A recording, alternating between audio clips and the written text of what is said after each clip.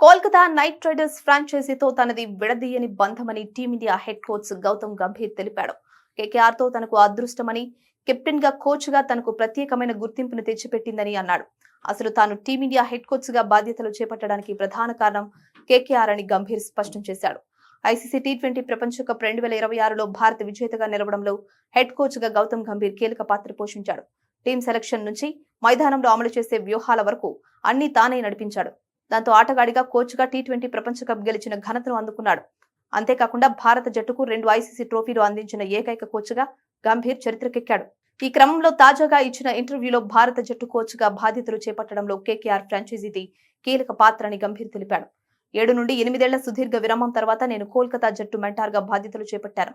ఆ సీజన్లో కేకేఆర్ మెరుగైన ప్రదర్శన చేసి విజేతగా నిలవడంతో అప్పటి BCCI secretary Jay Shah team India head coach పదవిని ఆఫర్ చేశాడు. అయితే గతంలో నాకు హెడ్ కోచ్ గా పనిచేసిన అనుభవం లేదు. దాంతో మొదట్లో సంకోచించాను. మెంటార్ గా ఉండడానికి, హెడ్ కోచ్ గా ఉండడానికి చాలా తేడా ఉంటుంది. అయినప్పటికీ భారత క్రికెట్ పై నాకున్న అనుబంధం కారణంగా ఈ సవాల్ను స్వీకరించేందుకు అంగీకరించాను. అయితే ఐపీఎల్ 2024 సీజన్లో నేను కేకేఆర్ మెంటార్ గా బాధ్యతలు చేపట్టకపోయినా, ఆ జట్టు టైటిల్ గెలవకపోయినా ఈ రోజు నేను టీమిండియా హెడ్ కోచ్ గా ఉండేవాడిని కాదు. నా ఎదుగుదలకు కోల్కతానే ఒక ప్రధాన కారణం. మొదట కెప్టెన్ గా, ఇప్పుడు కోచ్ గా కూడా కోల్కతా నాకు ఎప్పుడు అదృష్టాన్ని తెచ్చిపెట్టింది. ఆ జట్టుతో, ఆ నగరంతో నాకు ఒక ప్రత్యేకమైన బంధం ఉంది అని గంభీర్ పేర్కొన్నాడు. అయితే కోచ్ గా champions trophy, T20 world cup రూపంలో 2 ఐసీసీ టైటిల్స్ అందుకున్న గంభీర్ ఇప్పుడు 2027 వన్డే వరల్డ్ కప్ పై ఫోకస్ పెట్టాడు. ఈ టోర్నీలో కూడా భారత జట్టును ఛాంపియన్ గా నిలిపితే 3 ఐసీసీ టైటిల్స్ అందుకున్న ఏకైక కోచ్ గా గంభీర్ అవతరిస్తాడు.